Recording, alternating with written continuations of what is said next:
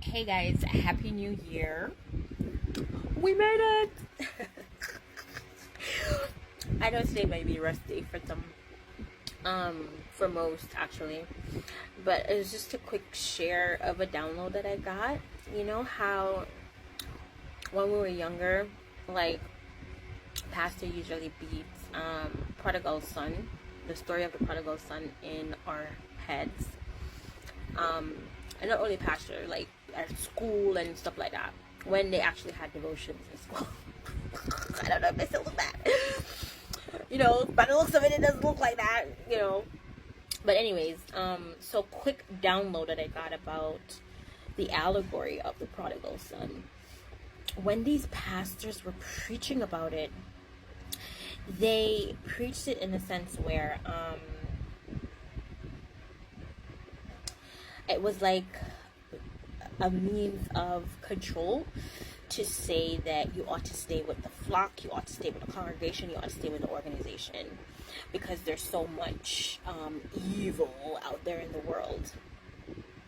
When really and truly, the prodigal son, the allegory of the prodigal son, essentially describes the hero's journey.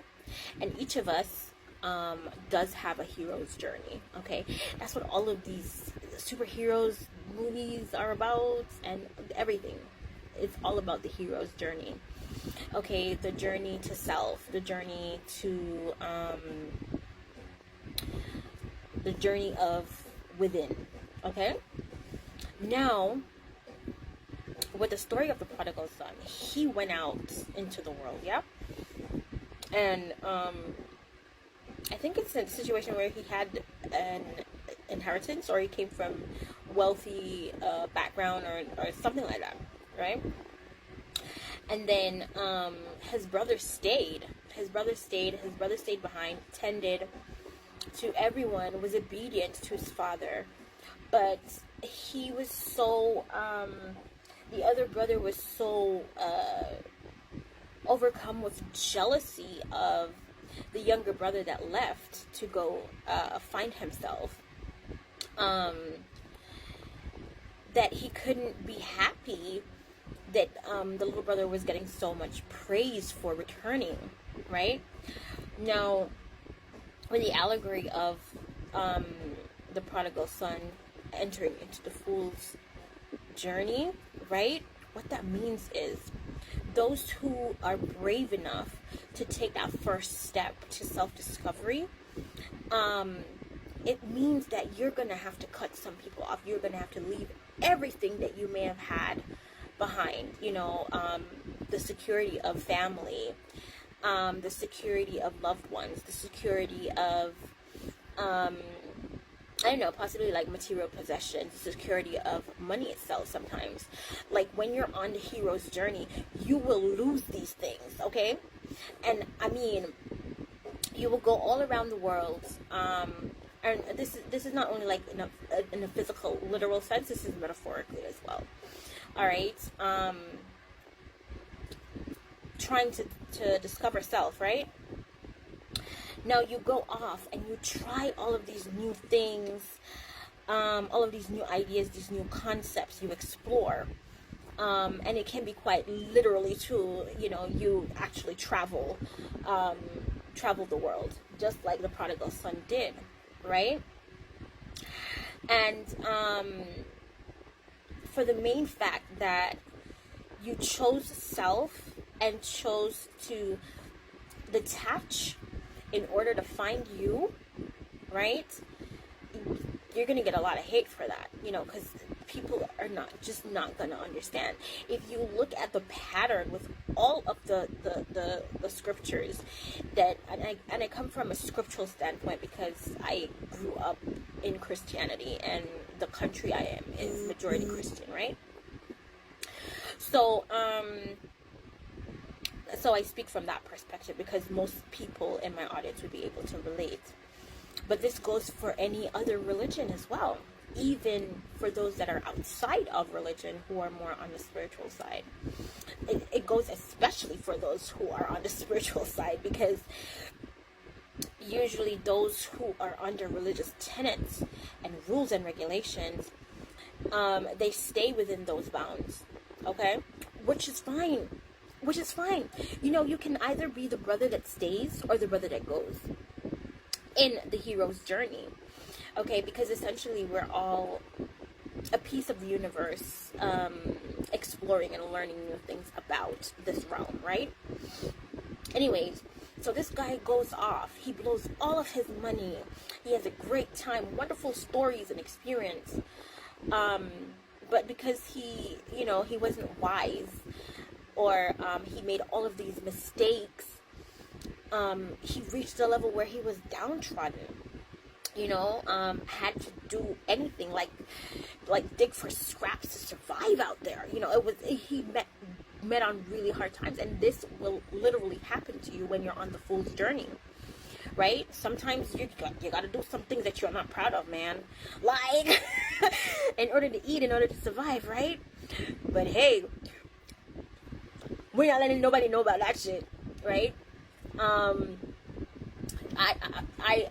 I don't speak from a place of shame or guilt. And everything that I've done in my life is what I wanted to do, right?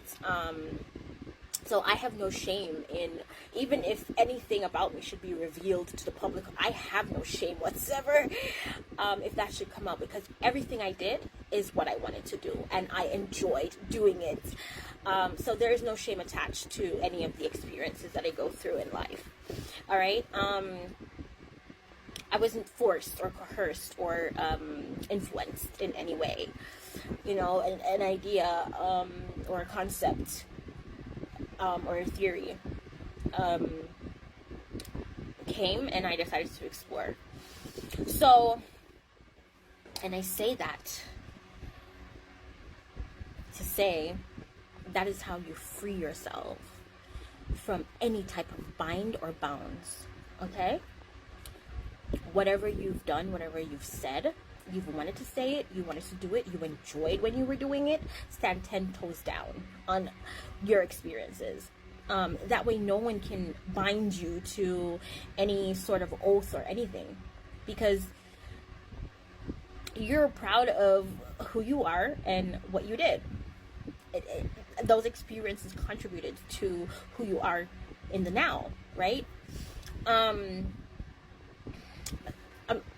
Unless you're, you know, and even if it's the most disgusting, it is the most vile, it is the most degrading of actions that you partook in, the only way that you can ever free yourself from any binds that anyone has over you is not only to confess, but take accountability and say, yes, I did that.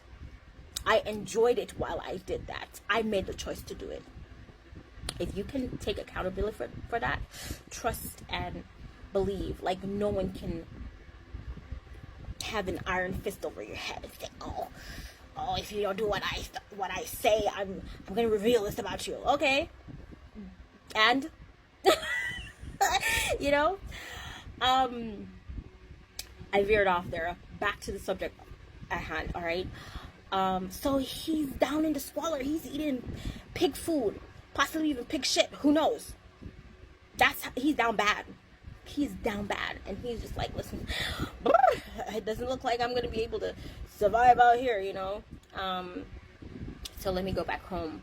And when he went back home, his father celebrated his return, but the brother was full of disdain, because just like, I stayed, I did all this work, and I was faithful and was loyal to you, and you're gonna have that experience from persons who chose to stay in the comfort zone, to stay in a position where, to stay in security, to stay in a position where they never had to be humbled, to stay in a position where they had, I would say, consistency or conformity, right? Okay, and they would want to see you punished and banished. Him returning home was him returning to himself. Okay, he found